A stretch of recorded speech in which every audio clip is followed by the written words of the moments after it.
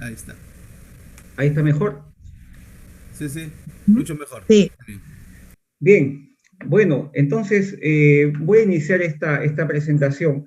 Resumir los aspectos básicos en este tiempo definitivamente no es muy fácil, pero lo que voy a comentarles es muy importante, es, digamos, lo medular de esta guía AJA 2020. Bien, los aspectos destacados que salieron hace 5 meses. La AJA es una organización que tiene varios temas, de los cuales voy a hablarles hoy de dos. Uno, el soporte vital básico para adultos, y también del pediátrico, donde están los niños y los lactantes.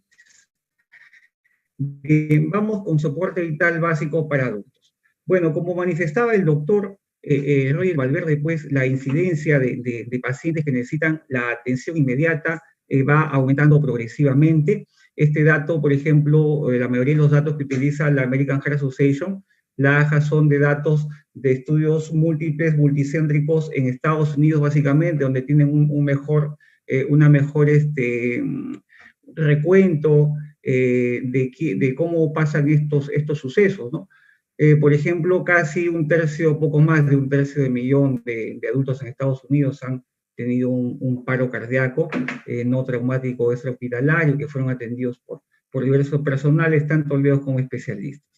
Menos del 40% de los adultos reciben una RCP, una reanimación cardiopulmonar, iniciada por personas que no tienen experiencia médica, o sea, por legos, y en menos del 12% se utiliza un DEA, que vamos a ver de lo que se trata antes de que llegue el sistema de emergencia. 1.2% de adultos, por ejemplo, que ingresan a los hospitales en Estados Unidos, sufren un paro dentro de la institución. Entonces, la supervivencia al paro cardiorrespiratorio es variable dependiendo de quién ejecuta los primeros auxilios. En este cuadro, por ejemplo, vemos con una línea de base que es un resumen de los últimos 20 años y luego ascendiendo hasta el 2015, donde vemos que la tasa de supervivencia del paro cardíaco extrahospitalario sigue siendo pues menor cuando sucede el paro cardíaco intrahospitalario. Bueno, es fácilmente deducible esto. Lo que se ha visto es que gradualmente las tasas han ido aumentando de supervivencia, porque esta información se socializa y se universaliza cada vez más. Cuando hablamos de RCP efectivo o RCP de alta calidad, la AJA incide en dos aspectos principalmente. El primer aspecto es que hay una secuencia que debemos conocer y que debemos ejecutar tal cual nos lo indican. Primero, secuencia. Y en segundo, utilizar y respetar los tiempos que nos indican. Por ejemplo, resumiendo qué es un RCP de alta calidad, podemos decir que tenemos que ver estos 5 aspectos. Primero, comprimir el tórax, que es la compresión. Comprimir el tórax con fuerza y con rapidez. Vamos a ver que la fuerza con la cual nosotros vamos a comprimir el tórax debe ser del mínimo una fuerza tal que pueda descender 5 centímetros el tórax, que equivale a 2 pulgadas, pero no más de 6 centímetros también. Entonces nos dice, bueno, la compresión, la fuerza debe originar una compresión en el tórax de 5 centímetros por lo menos, y la rapidez es el número de veces que hacemos este ejercicio, que debe ser entre 100 y 120 en el caso del adulto. Permitir una elevación torácica completa después de cada compresión, o sea, no asfixiar el tórax. Es compresión, descompresión, compresión, descompresión en una relación 1 a 1, o 50%, 50%. Significa de alta calidad cuando reducimos al mínimo las interrupciones de las compresiones. Estas no deben ser más de 10 segundos. Las compresiones deben ser interrumpidas el menor tiempo posible y nunca más de 10 segundos. Evite una ventilación excesiva. Esto es importante, cada vez ha ido mejorando esta información. Si bien el oxígeno es vida como el agua, un principio hipocrático dice que todo en exceso es veneno.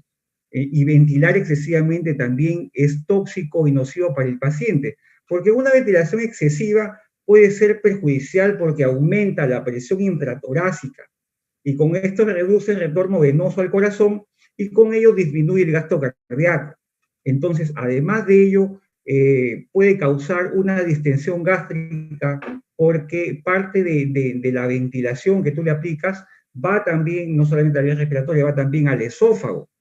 Entonces puedes predisponer al paciente para que tenga una distensión gástrica y con ello el paciente pueda vomitar y este contenido se aspire y tenga el paciente una neumonía por aspiración. Ese es un aspecto. El otro aspecto muy importante es que cuando tú hiperventilas, comúnmente decimos baja el CO2, o sea, el CO2 que disminuye por la hiperventilación al que tú tienes sometido al paciente. Entonces, cuando la presión de CO2 disminuye por debajo de valores aproximadamente de 25 milímetros de mercurio, nos decía el doctor hace un momento, la presión de CO2 normal está entre 35 y 45 milímetros de mercurio, 35 y 45, un promedio de 40, pero cuando tú hiperventilas bajas el CO2 y este disminuye, entonces a nivel cerebral, ¿qué va a producir? Una vasoconstricción cerebral. Entonces, eso lleva obviamente a una consiguiente disminución del flujo sanguíneo cerebral con las lesiones que todos conocemos. El doctor nos ha explicado los tiempos y las necesidades de oxígeno que necesita, y al estar vasoconstreñido, menos posibilidades de éxito en el paciente, ¿no? De sobrevida con calidad de vida. Lo último, cambiar al compresor, a quien comprime, porque esto agota, ¿no? Una de las prácticas con alumnos, con médicos, que lo hacemos con relativa frecuencia, bueno, ahora no tanto como antes por esto de la pandemia, me decía una vez un colega, oiga, doctor, ¿y por qué cada 2 minutos vamos a comprimir? Vamos a cambiar de compresor, debería ser cada 4 o 5 minutos. Bueno, le decía, doctor, espérese un momento que cuando empecemos usted va a darse cuenta por qué la AJA indica que hay que cambiar al compresor cada 2 minutos, e incluso en la guía ahora 2020 dice antes está cansado. Y este cambio no debe demorar más de 5 segundos. Debe ser rápido, porque esto agota. Una RCP de calidad, con la frecuencia, rapidez y la fuerza que te indican, es agotador. Bueno, nos estaba hablando el doctor hace un momento, porque acá explicando esto del RCP de alta calidad tiene mucho que ver pues la fisiología y la fisiopatología, ¿no? Entonces, cuando decimos que no se debe interrumpir más de 10 segundos, se refiere al hecho de que en ese espacio muerto, entrecomillado, no hay perfusión a ningún lado. Un RCP de calidad lo que trata es de emular la bomba cardíaca. Si tú lo haces de calidad, puedes llegar a emular menos del 20%, 15, 18% más o menos. Entonces, imagínense si eso se logra con RCP de calidad, ¿a cuánto llegarás cuando no es de calidad, cuando no se hace bien el RCP? Entonces, un dato muy importante es lo que se mencionó acá, es la presión de perfusión coronaria. Ustedes ven acá en este gráfico una línea en la parte inferior, que es el nivel de perfusión coronaria adecuado para que se restablezca el retorno a la circulación espontánea, que es lo que nosotros buscamos en un paciente. En un paciente, nosotros buscamos iniciar el RCP precoz, identificándolo obviamente, desfibrilando precozmente y hacer que el paciente retorne a la circulación espontánea. Entonces, durante la RCP, la presión de perfusión coronaria se correlaciona con el flujo sanguíneo miocárdico. Entonces, mayor posibilidades de que el paciente retorne a la circulación espontánea. Y si bien está manifiesto de que a mayor presión de perfusión coronaria es mejor, es posible, según los estudios de la AJA, que este se dé si es que la presión de perfusión coronaria es mayor o igual a 15 milímetros de mercurio por lo menos. Doctor, y si consigo 20, mejor. Y si consigo 25, pues mucho mejor. Se trata de que estos niveles se mantengan. Y cuando interrumpimos las compresiones, todo es un espacio muerto y no hay un flujo continuo como debería haber. Entonces, interrumpamos las compresiones el menor tiempo posible. Se ha añadido este 2020 un sexto eslabón a las ya 5 cadenas, el eslabón que conocemos de la AJA, tanto para el paro cardíaco intrahospitalario cuanto para el extrahospitalario. Entonces, estos algoritmos nos dan la facilidad de tener en mente cómo es que tenemos que actuar, porque en el momento de un paciente al que nos enfrentamos en un paciente, sea intra o extrahospitalario, es un momento de mucha tensión. Entonces tenemos que tener la secuencia grabada en el cerebro de cómo es que tenemos que actuar para en ese momento no estar analizando, y con qué comienzo, y le reviso, y veo, y abro la boca, y no. Hay una secuencia que luego la vamos a ver, y en eso puntualiza la AJA. Bueno, este sexto eslabón se refiere a a la recuperación del paciente luego de haber vivido el evento del paro cardíaco, sea intra o extrahospitalario. En el caso del extrahospitalario, que está acá en la parte inferior, se trata de activar la respuesta inicialmente de la respuesta al sistema de emergencia para que vengan en ayuda, si tú eres un LEGO, para que vengan en ayuda personas que están capacitadas incluso para que logren aplicarle un RCP avanzado con dispositivos supraglóticos, con un desfibrilador manual donde tú puedes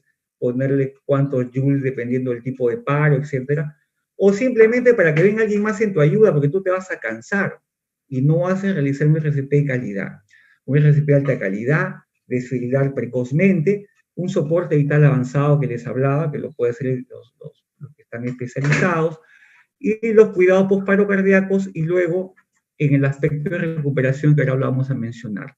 Esto básicamente es a lo que más nos exponemos, que es el paro cardíaco extrahospitalario. Bien, como siempre, desde hace 10 años ya, en las guías de la American Heart Association, habla del inicio temprano del RCP por parte del reanimador, sea este incluso LEGO. Se ha enfatizado nuevamente en este 2020 el inicio temprano del mismo. Asimismo, la posibilidad de que haya sistemas de retroalimentación audiovisuales. Bueno, en los estudios que ellos han realizado, se ve que cuando tú tienes una retroalimentación audiovisual en tiempo real, puedes darte cuenta de qué es lo que no está funcionando bien y puedes corregirlo de manera inmediata y con esto mejorar la calidad del RCP. Asimismo, medir continuamente pues, la presión arterial y el CO2, y esto ya son con dispositivos avanzados, ¿no? El DTO-CO2, que es el entidad CO2, que se da cuando utilizas un dispositivo invasivo, no sé, un supraglótico o un tubo endotraqueal. Bueno, esta es una foto en la cual vemos por qué es importante iniciar precozmente. Este gráfico seguro que ya lo hemos visto y que nuevamente aparece ahora en la guía 2020 en castellano, que ya sale a fines de este mes, en febrero, la próxima semana, estamos en la última semana, esta semana debe salir, en el cual nos dicen de que la supervivencia del paciente va decayendo conforme pasan los minutos. El paro cardíaco, como mencionaba el doctor Valverde, el más catastrófico y lamentablemente en los adultos el más frecuente es la fibrilación ventricular con una alta mortalidad, ¿no? Este tipo de paro, cuando sucede extrahospitalario e incluso siendo atendido de manera efectiva, puede llegar ya al hospital en condición de asistolia, por ejemplo. Entonces, por cada minuto que pase desde el paro, va disminuyendo las posibilidades de supervivencia entre 7 y 10%.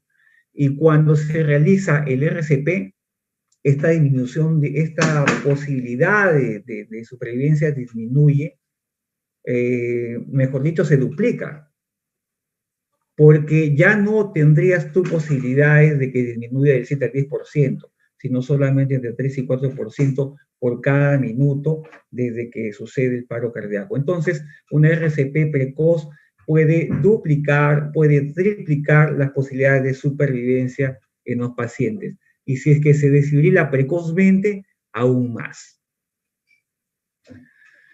Bueno, ¿y cuáles son los pasos para la evaluación del soporte vital básico?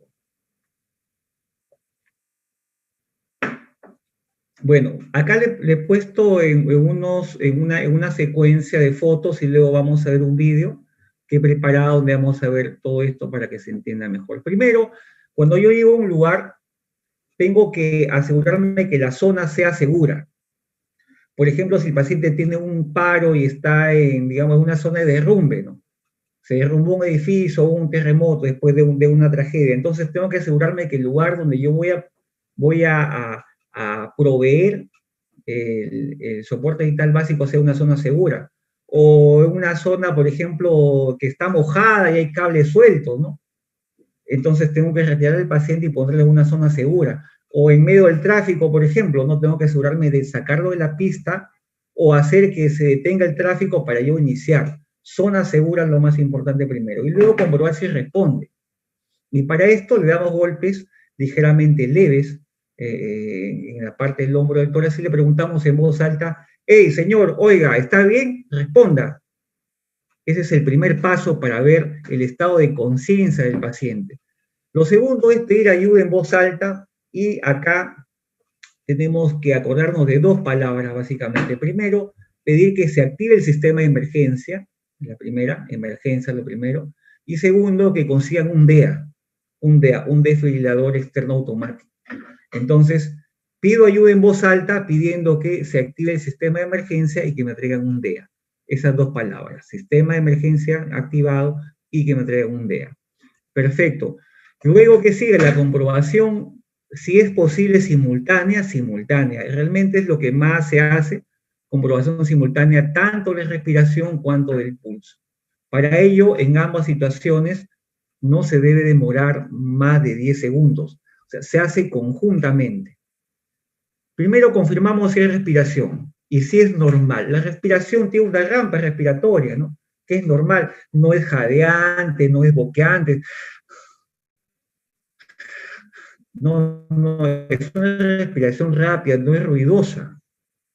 Tiene que ser normal. Si no es normal, yo decodifico como que no tiene respiración. Y para ello no debo demorar menos de 5 segundos ni más de 10 segundos. Ahora, debo comprobar el pulso carotídeo y también en el mismo tiempo, 5 segundos mínimo, 10 segundos máximo. Para ello pongo mis dedos en la tráquea y me deslizo 2 centímetros a un costado y presiono profundo, porque la carótida es una arteria que está profunda.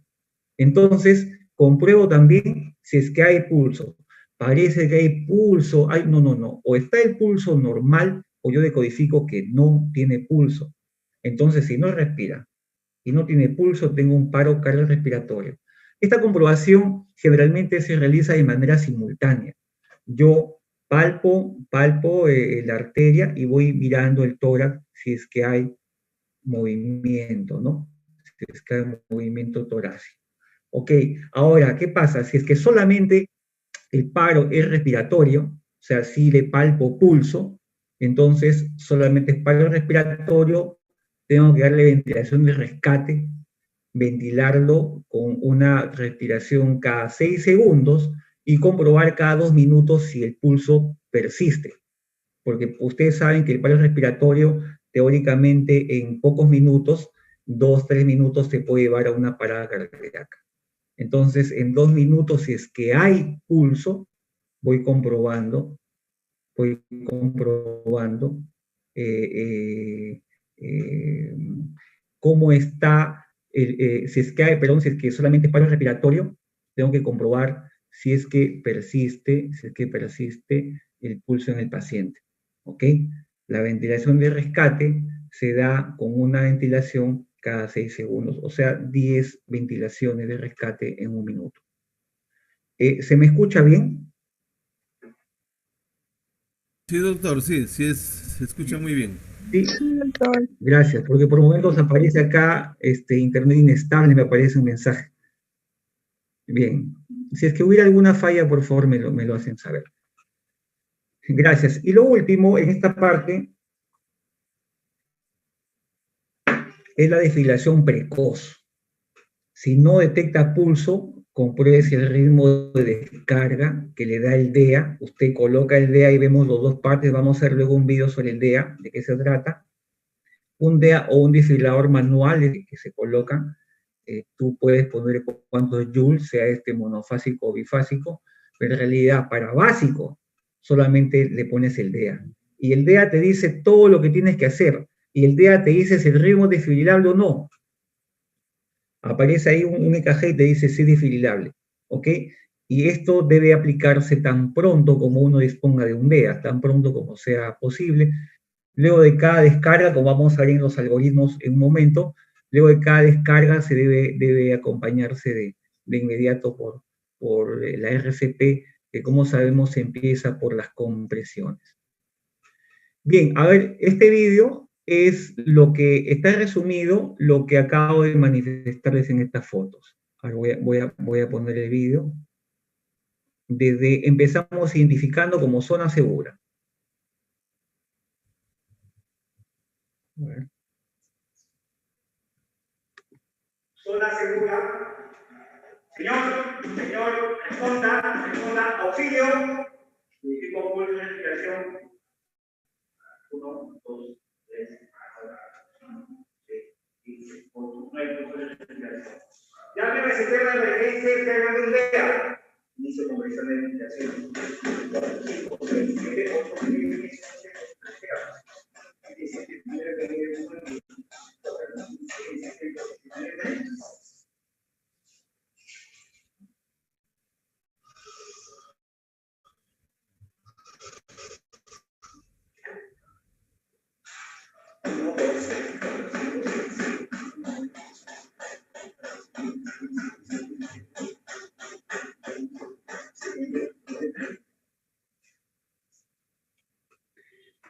Bien, y bueno, y se repite, pues normalmente los ciclos son de 5 compresiones con 5 ventilaciones. Teóricamente, después de esas 5 compresiones y 5 ventilaciones, debería alguien reemplazarlo, pero si estás solo, debes continuar.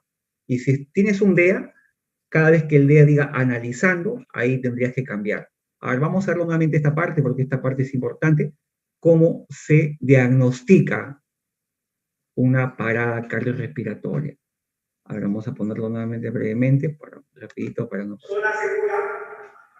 Señor, responda, auxilio. Equipo full de respiración. 1, 2, 3, 4, 5, 6, 7, 8, 9 puntos de respiración. Llame al sistema de emergencia interna de UDEA. Inicio conversión de ventilación. 4, 5, 6, 7, 8, 9,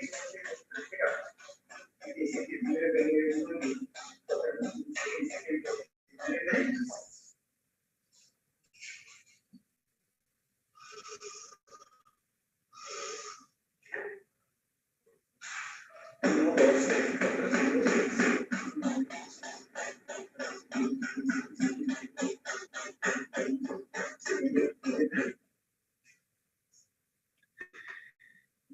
Perfecto, entonces yo cuento con fines académicos de docencia, cuento yo los segundos 1, 2 y en el segundo 8 de comprobar el pulso me di cuenta que no había por qué, porque en la guía dice que mínimo 5 segundos y máximo 10 segundos, yo cogí un promedio, ¿no? Bien, vamos a ver ahora lo siguiente. Zona segura. Perdón. Sobre DEA. ¿Qué es el desfibrilador externo automático? Acá tenemos un desfibrilador que es para ejercicio. Bien, vamos a ver. Bien, ahora voy a hablarles acerca del TEA o desfibrilador externo automático. El TEA es un dispositivo electrónico que nos informa acerca del ritmo cardíaco del paciente, informándonos si es que este es desfibrilable o no desfibrilable. El TEA da una descarga estándar. Dependiendo del modelo, puede variar entre 100, 120, 180 o incluso hasta 200 bits. Lo primero que yo debo hacer es seguir las indicaciones. En algunos modelos tienen una etapa que puede abrir modificaciones, que la etapa de etapas. Si tú la etapa previa no la has cumplido satisfactoriamente, el TEA no avanzará, no proseguirá. Lo primero que te va a indicar el TEA es que coloques los partes o electrodos en la zona adecuada. Y en cada parte tiene el dibujo donde tienes que aplicarlo. Normalmente uno es en la zona subclavicular del lado derecho y el otro en la zona subcostal del lado izquierdo. Y luego conectar. Sigue las indicaciones del TEA hasta incluso cuando vamos a una descarga. Iniciamos prendiendo. Aplique los electrodos en el pecho desnudo del paciente. Enchufe el conector de los electrodos junto a la luz intermitente.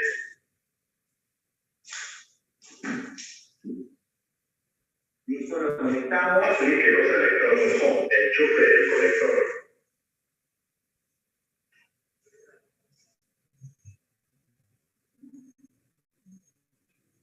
Esperamos que se active. Analizando el ritmo cardíaco. No toque al paciente. Se recomienda dar la descarga. Se carga el aparato. Manténgase alejado del paciente. Desde la descarga se dio una descarga. En pausa. Resucitación cardiopulmonar. Y empezamos. 1, 2, 3, 4. Listo. Bien. Entonces, les he mostrado en este video cómo es que es simple utilizar un DEA. Lo único que tú tienes que hacer cuando tienes el DEA es prenderlo. Y el DEA te da las indicaciones. Te dice, coloque los parches y coloque el interruptor en el intermitente. Y tú tienes que hacerlo. Y si está mal pegado el parche o está mal conectado, no va a avanzar al siguiente paso. Entonces, si no avanza el DEA, tú tienes que revisar. A lo mejor está mojado el tórax, los pacientes tienen vellos. Entonces, si tiene vellos, tú lo pegas y luego lo arrancas de golpe y vuelves a poner el segundo par, porque siempre vienen dos pares de electrodos, para que haya buen contacto. O si está mojado, tienes que rápidamente secar el tórax del paciente. ¿Ok? Bien. En esta guía 2020 nuevamente se habla acerca del acceso intraóseo, ¿no? Realmente se prefiere siempre el acceso intravenoso, y esto es más que todo para el RCP avanzado, que en realidad son varios ritmos de paro que tenemos. Básicamente son 4, pero dentro de la taquicardia ventricular hay varios tipos. Respecto acá hay un comentario breve, ¿no? El acceso intravenoso es la vía de acceso preferida para que tú administres todos los medicamentos en el RCP avanzado. El acceso intraóseo es aceptado si es que el intravenoso no está disponible porque el paciente está colapsado, por ejemplo, y no es posible que tú puedas canalizar. Y en ese momento, pues, ponerle catéteres venosos centrales es poco probable, ¿no? Nos llevaría más. Los fármacos y los líquidos que necesita el paciente durante la reanimación cardiopulmonar se pueden aplicar de una manera segura a través del acceso intraóseo. Si es que, les vuelvo a decirles, el intravenoso no está disponible. Ahora, ¿qué debemos saber sobre esto del acceso intraóseo? Que les voy a comentar brevemente en 2 líneas. Primero, que este acceso está permitido en todos los grupos de edad, en todos los grupos desde lactante, niño, adolescente, adulto. El acceso intraóseo debe conseguirse en menos de 60 segundos, la guía dice entre 30 y 60 segundos. La vía de acceso intraóseo es preferible al acceso endotraqueal, que hasta hace 10 años se hablaba bastante de poder utilizarlo. En realidad la vía endotraqueal tiene algunas dificultades, que no viene al caso ahora comentarlos, pero se prefiere, si no está la intravenosa, utilizar la intraósea. Ahora la canulación intraósea nos proporciona pues un acceso rápido al plexo venoso de la médula ósea cuando el paciente está colapsado con los vasos periféricos. La retroalimentación, audiovisual que había mencionado, si es posible, es de gran ayuda porque nos permite saber en tiempo real qué no estamos haciendo bien, y corregirlo de inmediato. O el monitoreo fisiológico de la calidad por los factores que nos ha mencionado el doctor Valverde en la exposición anterior, y no se respalda también ahora en esta nueva guía la desfibrilación secuencial doble, ¿no? Que significa desfibrilar con el doble de joules, ¿no? Se pone los típicos parches y al costado se pone otro más. y casi al unísono, al mismo tiempo, se produce la desfibrilación de los dos. Se ha demostrado que no produce no hay una mejora significativa. En el último consenso, concordando con lo anterior, no se respalda esta fibrilación. Bien, a ver cómo vamos de tiempo. Bien. Sigue siendo la indicación primaria en las guías de la AJA la administración temprana de epinefrina, de adrenalina, ¿no? Acá dice, se modificó el algoritmo universal de paro cardíaco en adultos a fin de enfatizar el papel de la administración temprana de epinefrina en pacientes que tienen ritmos no desfibrilables, porque en los pacientes que tienen ritmo desfibrilable, obviamente, de primera elección es que ya no desfibriles. Y los ritmos que son llamados no desfibrilables se refieren a la asistolia y a la actividad eléctrica sin impulso. Ahora, la asistolia generalmente no es el ritmo inicial de paro en por lo menos 60 o 70% de los pacientes. Es un ritmo de final. El paciente no se atendió oportunamente o simplemente involucionó a este tipo de paro que es la asistolia, no siendo el trastorno primario. Y los que se conocen como ritmos desfibrilables, está pues la fibrilación ventricular, que es un ritmo catastrófico, y la taquicardia ventricular sin pulso. En estos casos, por ejemplo, vamos a ver el lado del sí, con el ritmo desfibrilable. Entonces le aplicamos una descarga, la descarga del DEA. En el caso que tengamos el DEA, ya sabemos que da una descarga homogénea, que es variable, que puede ser en promedio de 150 joules, lo que nos ofrece. Sin embargo, la fibrilación ventricular pues necesita de joules, de descargas un poco más altas. Entonces, lo primero es descargar y luego 2 minutos de RCP. Acá iniciamos siempre con las compresiones del RCP y acá intentamos ya buscar la vía intravenosa de elección, y si esta no es posible, entonces vamos a utilizar la vía intraósea. En el caso de los desfibriladores que tengamos manuales, esto ya parte del RCP avanzado, ¿cómo saber si es monofásico o bifásico? Ver hasta dónde tienen los joules. Los bifásicos tienen hasta 200 joules, los monofásicos hasta 360 joules. Doctor, y si en un momento yo no sé, no me acuerdo, en ese momento pone la máxima potencia que tenga tu desfibrilador y descarga. Esa es la recomendación que les puedo dar. Si es que tenemos un ritmo que no es desfibrilable, como la sistolia, bueno, de primera elección es la administración temprana de adrenalina, ¿no? 1 miligramo cada 3 a 5 minutos. Se recomienda que se diluya o que se pase en bolo y luego se lave con 10 a 20 centímetros cúbicos de cloruro de sodio. ¿Ok? Acá también, luego de aplicar en el paciente inicialmente la adrenalina, tenemos que obtener un acceso intravenoso, ¿no? Acá dice lo antes posible, doctor, pero bueno, acá luego parece que no hay concordancia porque luego dice obtengan un acceso intravenoso. Este dibujo que está acá con puntos suspensivos nos quiere decir que es importante que si tú tienes un ritmo que no es desfibrilable, que busques una vía de acceso lo más rápido posible, porque tu tratamiento va a iniciar con la aplicación de adrenalina cada 3 o 5 minutos, y luego viendo cómo evoluciona, y si es que hay personal preparado, se va a considerar la posibilidad de usar un dispositivo avanzado para la vía aérea, ¿no? A ver, vamos a pasar acá. Esto es la continuación. Un momento acá.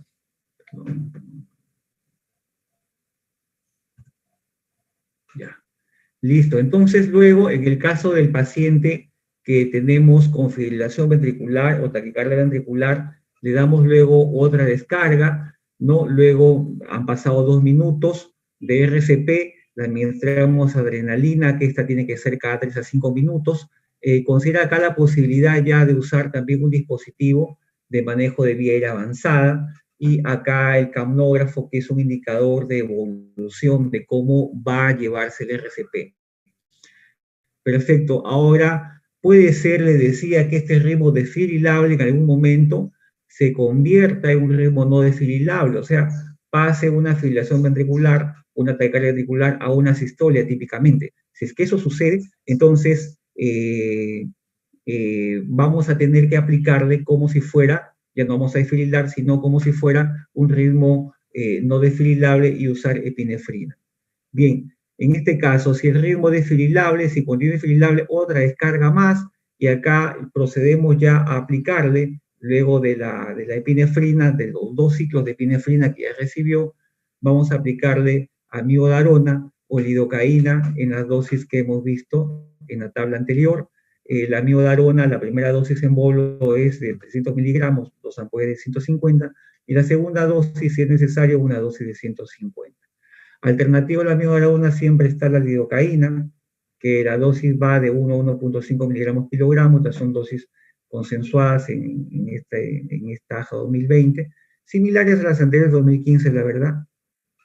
Y en caso de la lidocaína, una segunda dosis que va por la mitad de la dosis inicial que tú pudiste aplicar. Bien. La calidad del RCP, vamos a verlo acá con datos de una manera puntual, con prima fuerte, para que haya un tórax que desciende por lo menos 5 centímetros a una velocidad de 100 a 120 latidos por minuto, y permitir que el tórax se expanda. Compresión, descompresión, compresión, descompresión. Minimice las interrupciones, evite una ventilación excesiva, por lo que he explicado. Cambio de compresor cada 2 minutos, por lo menos, antes está cansado. Y si no hay un dispositivo de manejo de la vía aérea, considere que tiene que seguir usted comprimiendo 32, si es que no hay alguien que pueda utilizar un tubo endotraqueal o una máscara laringea.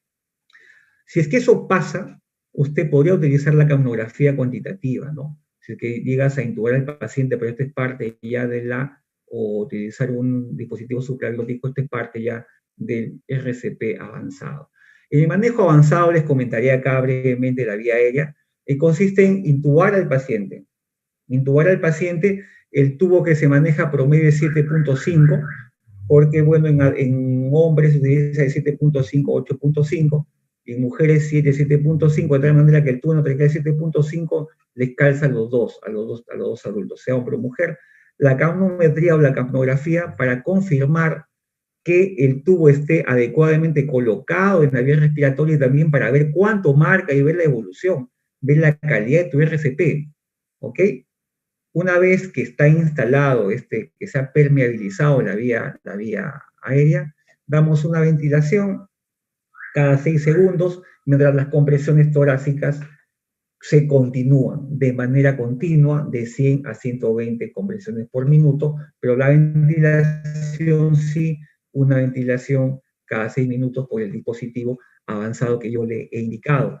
Este es un dispositivo, por ejemplo, el tubo endotraqueal lo conocemos todos, las máscaras laringeas cada vez tienen algunas modificaciones. Esta es una máscara laringea preformada, por ejemplo, y siempre con su balón de CAF, donde te indican cuánto debes aplicar. Le dice aplicar agua, pero se le puede aplicar aire también. Aire acá dice aplicar tantos centímetros de agua, por ejemplo. Acá dice aplique 15 a 20 centímetros de agua.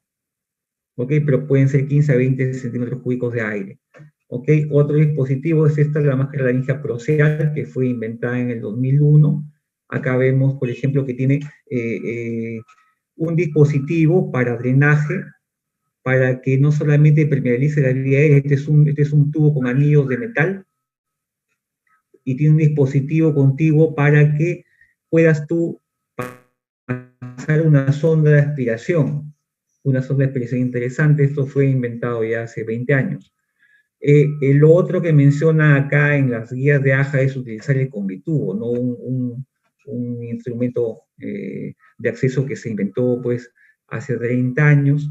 El Convitubo, pues, es un dispositivo que tiene una doble luz, tanto para una doble funcionalidad, tanto para el esófago y la tráquea. Normalmente cuando tú intubas a ciegas, porque el Convitubo para que tú intubes a ciegas, es mejor obviamente con laringoscopio, pero en ese momento nadie tiene un laringoscopio, aperturas con los dedos de la boca y lo ingresas. 90-95% el Convitubo va a ir inicialmente al esófago. Entonces, ¿qué pasa? Cuando llega al esófago, el paciente puede ser ventilado porque este Convitubo, por ejemplo, en este caso, el Convitubo se ingresó y llegó al esófago, no a la tráquea, acá están, ustedes ven los anillos traqueales. Llegó al esófago, perfecto, entonces acá se pone pues, el TCO2 para ver dónde está, o si no, ventilar para ver si es que es el tórax. Entonces, en el caso que vaya al esófago, estas perforaciones que tiene el Convitubo permite que haya una ventilación, ¿ok? Ahora, lo otro que es en el menos de los casos es que ingresando a ciegas vaya a la vía hay problema en la ventilación en este caso. La capnografía, se mencionó que la capnografía tiene un valor promedio de 35 a 45, el rango fisiológico normal, con promedio de 40. Entonces, la capnografía nos va a indicar cómo es que evoluciona el paciente. Acá vemos, por ejemplo, una capnografía aplanada en 0, no hay respiración, no hay el entidad del CO2 a la hora que pongo el capnógrafo. Acá vemos un entidad del CO2 de aproximadamente 20 mililitros de mercurio, que significa una adecuada, una buena respuesta, y acá uno de un paciente que tiene retorno a la circulación espontánea, ¿no?, que súbitamente aumenta hasta niveles normales. En este otro gráfico podemos ver, por ejemplo, cómo en intervalos de minuto, en 4 minutos, se logra que llegue al retorno a la circulación espontánea. Inicialmente vemos que está por debajo de 10, la presión del CO2. Entonces, conforme acabamos un minuto, conforme se va aplicando el RCP de alta calidad, vamos viendo en el capnógrafo, que está obviamente adherido, aún conectado a un dispositivo de vía ya avanzada, cómo va aumentando gradualmente, y esto es un buen pronóstico, ¿no? Por encima de 12.5, y luego en un momento, y vemos acá que acabando el tercer minuto, ya está bordeando los 20 milímetros de mercurio, y luego súbitamente, porque así se ven los pacientes, súbitamente hay un pico de un CO2 por encima de 45 incluso, y esto nos indica un retorno a circulación espontánea si es que se mantiene un entidad del CO2 sostenido, mantenido. Se habla aproximadamente pues, de 20 minutos, ¿no? ¿Cómo sé que un paciente ha retornado a la circulación espontánea? Primero, que tiene pulso y presión arterial. Segundo, que tiene un aumento sostenido normalmente de más de 40 mililitros de mercurio del CO2, de la presión de CO2. Y lo otro es que hay ondas espontáneas de presión arterial cuando el paciente está monitoreado con una línea arterial. Estas causas reversibles que se han mencionado y que están en las guías de la AJA desde hace 20 años por lo menos, en los cuales nos dicen, bueno, revisa las H y las T. ¿Por qué? Porque puede ser que el problema sea ahí no hay una hipovolemia y tenemos que solucionar la hipovolemia, que sea hipoxia. Entonces, muy bien, tenemos que solucionar la hipoxia. Hay una acidosis, hay una hiperpotasemia.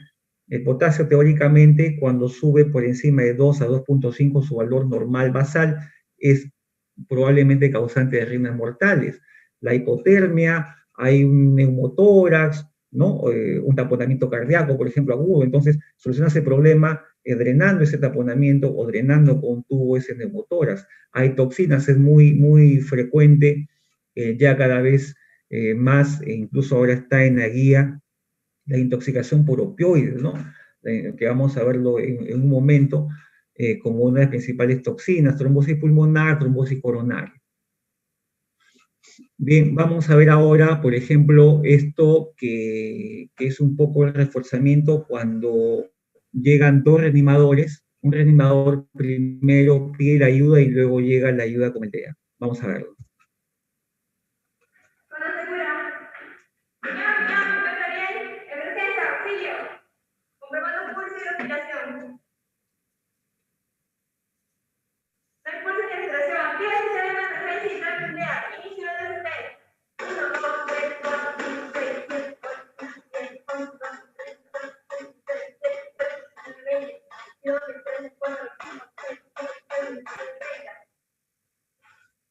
Llegó la ayuda.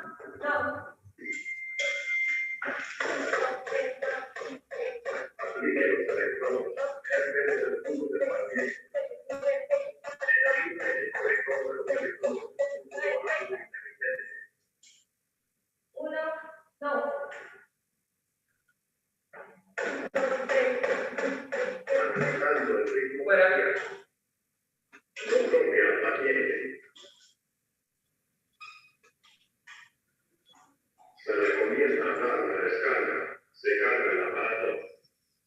Manténgase alejado del paciente. De una descarga ahora. Se dio una descarga. 1, 2, 3, 4, 5, 6, 7, 8, 9, 10.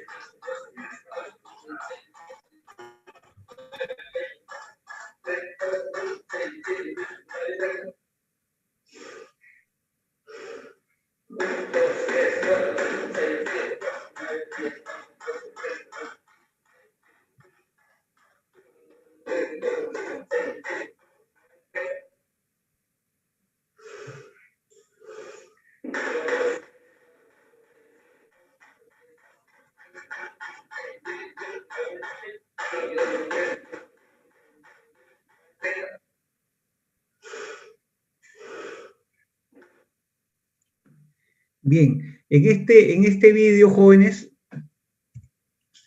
en este vídeo, vamos a ver acá rápidamente, un comentario breve. ¿Se dan cuenta ustedes acá?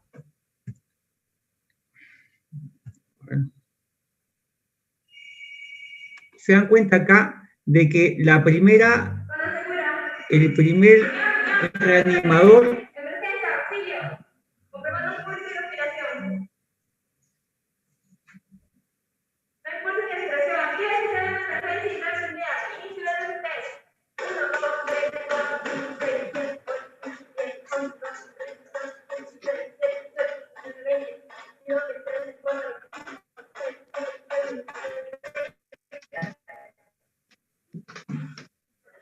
Llegó la ayuda.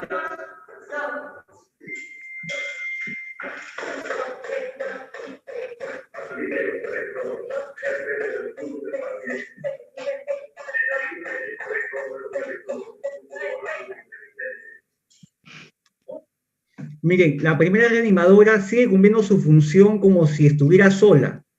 Y el que llega con ayuda se pone en la cabecera con el DEA y instala el DEA sin interrumpir a la primera reanimadora.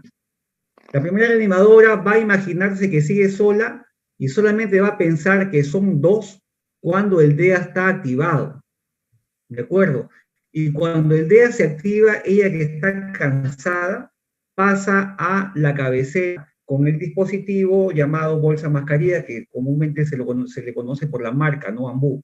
Y va a ventilar luego ella, y el que llegó con la ayuda, que está fresco, se pone al costado para que comiencen las compresiones. En ningún momento se cruzan o se obstaculizan, y empiezan las compresiones, el que llegó con el DEA, y cuenta en voz alta para que quien va a ventilar esté lista a la hora que le toca, 28, 29, 30, 1, 2, y siguen las compresiones y ventilaciones. A ver, vamos a acabar de verlo.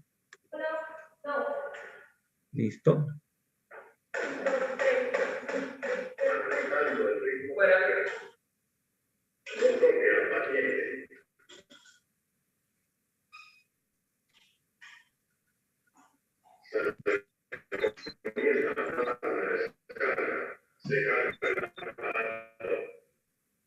Manténgase alejado. Se dio una descarga. 1, 2, 3, 4, 5, 6, 7.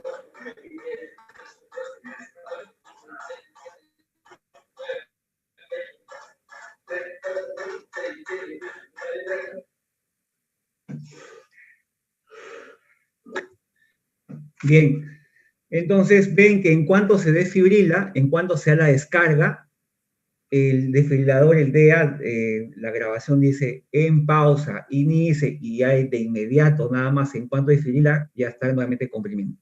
Bueno, atención posparo cardíaco y neurodiagnóstico. Bueno, atención del paciente después del retorno a la circulación espontánea, porque hay pacientes que pueden tener nuevamente un episodio de paro cardíaco o paro cardiorrespiratorio. Normalmente van a una unidad coronaria, si no hay una unidad coronaria van a UCI, ¿no? Donde está monitorizado pues colina arterial, ¿no? La temperatura esofágica, todos los monitores mínimos, ¿no? Las 12 derivaciones del EKG. Es un momento muy crítico en las primeras horas.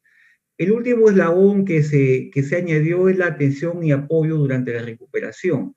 Esto es importante porque en los pacientes que se recuperan, luego pueden tener algunas necesidades emocionales o psicológicas que deben ser cubiertas. Se trata de la atención integral de la persona y luego tienen trastornos de pánico, crisis de ansiedad, crisis depresiva, o en algunos pueden tener trastornos de la memoria, se olvidan las cosas.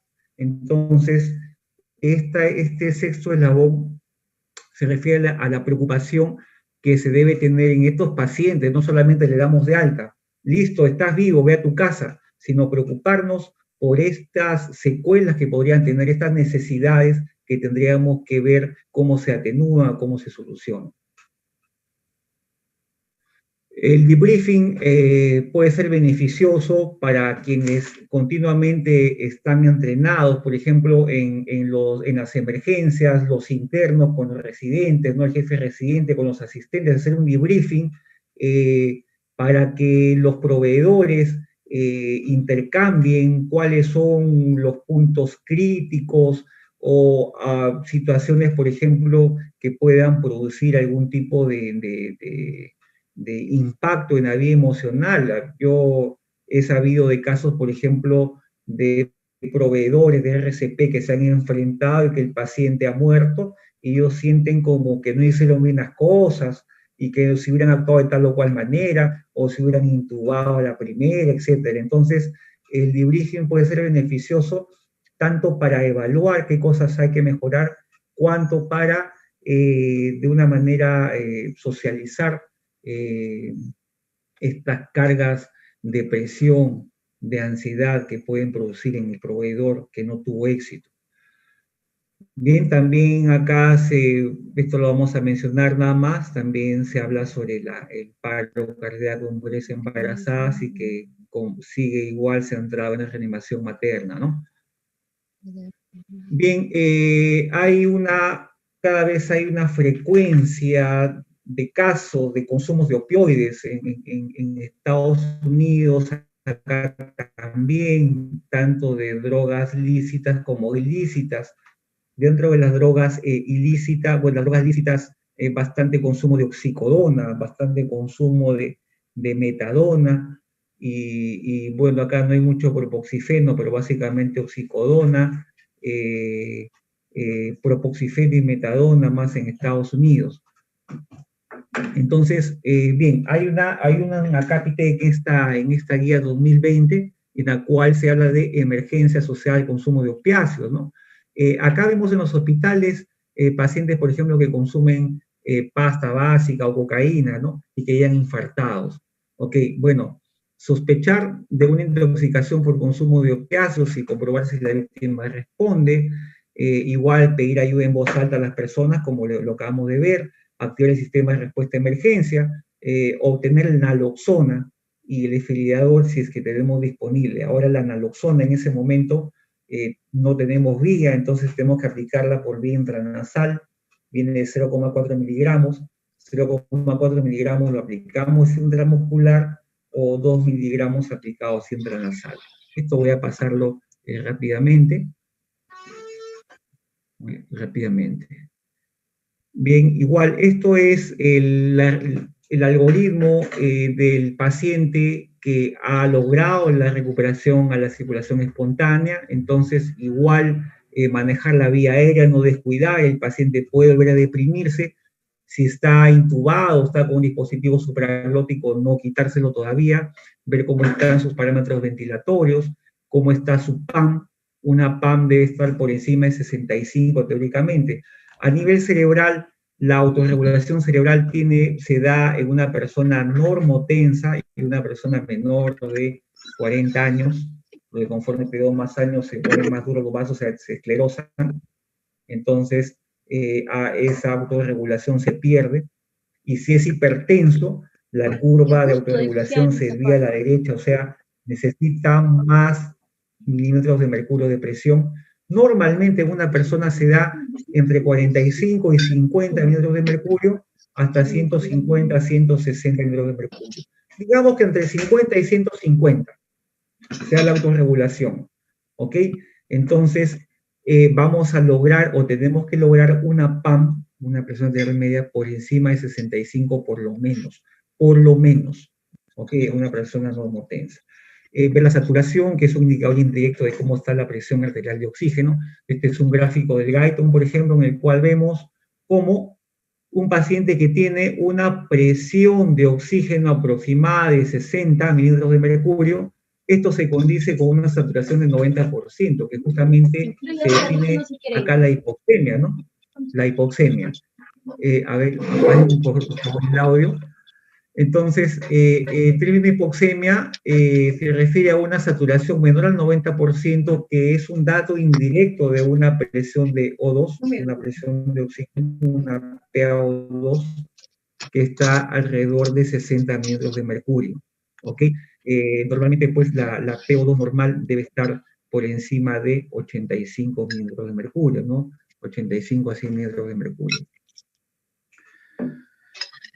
Bueno, esto es básicamente lo anterior. A ver, ¿hay un audio ahí que está prendido? Bien, esto de acá son indicadores de pronóstico. Mencionó al inicio acertadamente el doctor Vera de estos indicadores de pronóstico. Efectivamente, esto se ha incluido en esta guía 2020 y en el cual se habla del manejo específico de la temperatura lo más pronto posible. Asimismo, las tomografías cerebrales, esto produce generalmente un edema difuso. Acá también en la parte de la fisiología, PSN20, ¿no? Que son los potenciales evocados somatosensoriales, ¿no? Esto se refiere a uno de los previsores de mayor especificidad, ¿no? Es justamente la ausencia de la onda cortical N20, ¿no? Que se evalúa mediante este PES20, ¿no? De un potencial evocado neurosensorial del nervio mediano. Entonces, sin embargo, este PES20 no se recomienda en las primeras 24 horas, porque en las primeras horas puede haber unos falsos positivos.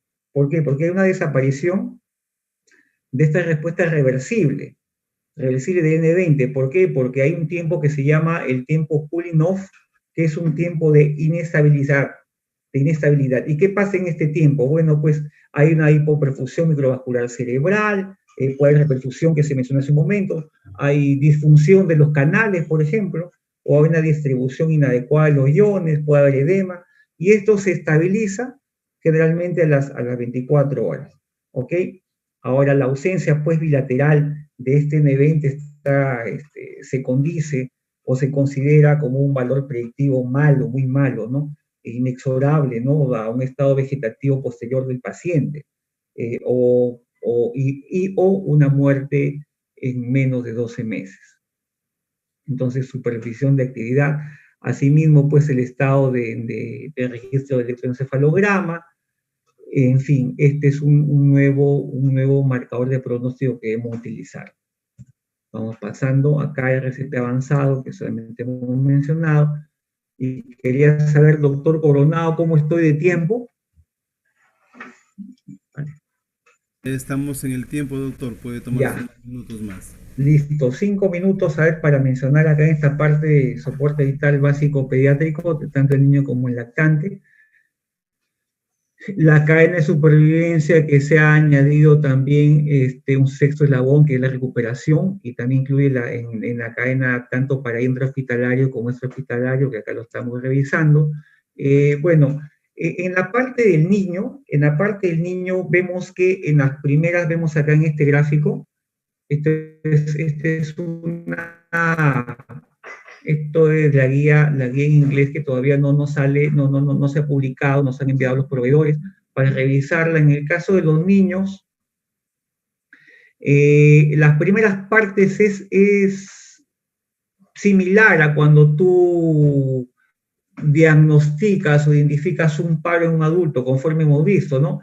Ver si responde, respira, pulso, llama al sistema de emergencia, etc. Acá tenemos una modificación que atiende tanto a niños como a infantes, que es si es que tú presencias el colapso. Si tú has presenciado el colapso tanto del niño como del lactante, entonces vamos a seguir los pasos para adultos o para adolescentes que están acá en este lado, ¿no? Activa el sistema de emergencia, activa un DEC, etc. Ahora, si tú no has presenciado el colapso, tú has encontrado al niño o al infante, entonces lo primero que tienes que hacer antes de pedir ayuda y el DEA o de ponerte a ver si es iniciar, dar 2 minutos de reanimación cardiopulmonar. Ahora, después de que ha dado estos 2 minutos de asistencia cardiopulmonar, dice acá, deje a la víctima para activar el sistema de respuesta a emergencia y pida un DEA. ¿Ok? Luego regresas con el niño o el infante y vas a reanudar nuevamente el RCP. Acá, por ejemplo, cuando estamos tratando de un adulto, la relación compresión-ventilación, haya un rescatista o 2 rescatistas, siempre es 30-2. Acá, en el caso de los niños y los infantes, cuando es un rescatista es 30-2, y cuando es 2 o más rescatistas, la relación es 15-2. Otro dato importante acá es que la relación de la frecuencia de las compresiones es siempre 100 a 120 por minuto, tanto para adultos, para niños, como para los lactantes. ¿Ok? Acá dice por lo menos, debe ser al menos 5 centímetros, que son 2 pulgadas. Acá habla de por lo menos la tercera parte, 1/3 del diámetro anteroposterior, o aproximadamente 2 pulgadas en el caso de los niños, y en el caso de los lactantes es 1,5 pulgadas. Perfecto. Otro punto acá, donde dice hand placement, que es la colocación de las manos. Las 2 manos van por debajo de la mitad, de la mitad inferior del esternón, ¿ok? O si no, una guía también que nos ayuda bastante cuando el tórax está el tórax desnudo, es la línea intermamilar, justo por debajo del intermamilar. En el caso del niño, se puede hacer con 2 manos, o sea, las 2 manos o una mano, es opcional. ¿Okay? En el adulto lo hacemos con las 2 manos. En el niño podemos hacerlo con las 2 manos o con una mano, siempre y cuando logremos esta compresión de aproximadamente 5 centímetros. En el caso del lactante es distinto. Cuando es un rescatista, esto se ha añadido, tú puedes utilizar los 2 dedos, como si fueran banderías, o los 2 pulgares, ¿no? Abrazando el tórax. ¿Ok? Y si son 2 reanimadores, puede ser la medida clásica que consistía en abrazar el tórax del pecho del niño y iniciar las compresiones. Voy acá a avanzar. Bueno, acá, habla esto no vamos a pasarlo, esto no es.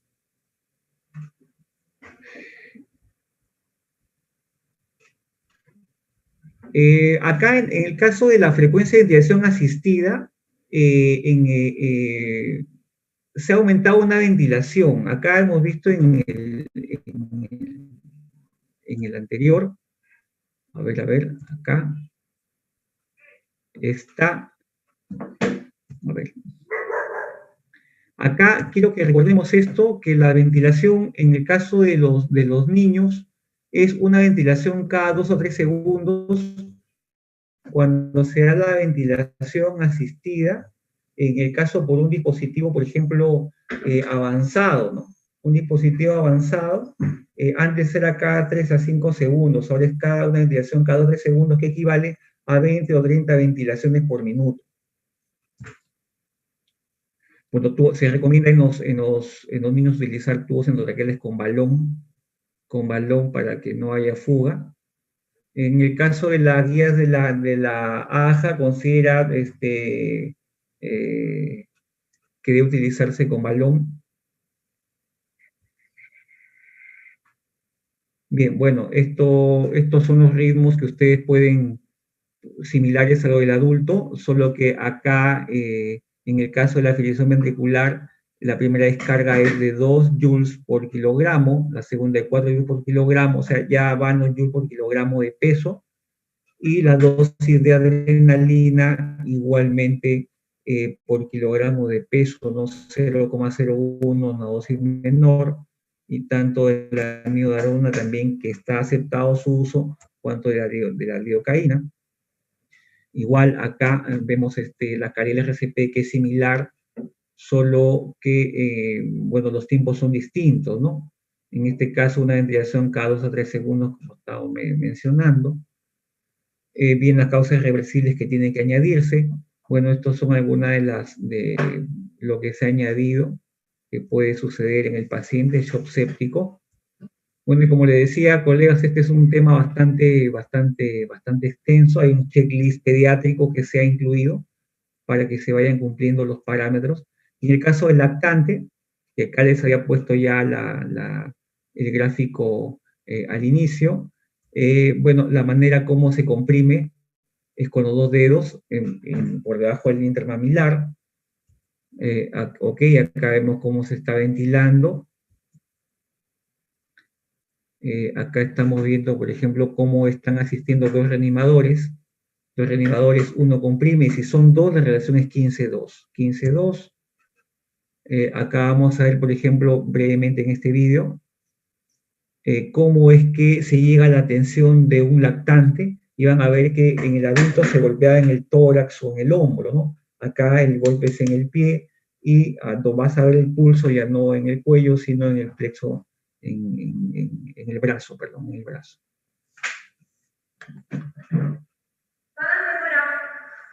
Niño, despierta, emergencia, auxilio, comprobando pulso y respiración. No hay pulso y respiración, activa el sistema de emergencia y trae cambiar, inicio RCP. 1, 2, 3, 4, 5, 6, 7, 8, 9, 10, 11, 12, 13, 14, 15, 16, 17, 18, 19, 20, 21, 22, 23, 24, 25, 26, 27, 29, 30. 1, 2. 1, 2, 3, 4, 5, 6, 7, 8, 9, 10, 11, 12, 13, 14, 15, 16, 17, 18, 19, 20, 21, 22, 23, 24, 25, 26, 27, 28, 29, 30. 1, 2.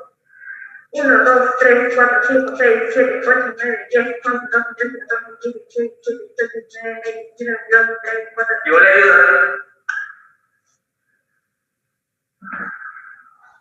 1, 2, 3, 4, 5, 6, 7, 8, 9, 10, 11, 12, 13, 14, 15.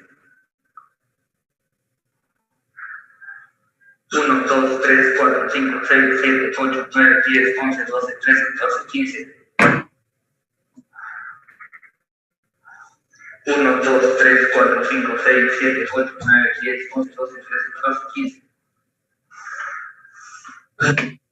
Bien, acá se intercambian cada 10 ciclos, o si es que está cansado. Bueno, estos son capacitaciones con alumnos, médicos, con residentes. Y bueno, acá estamos en AMIA todos para no contaminarnos. Bueno, gracias por su atención.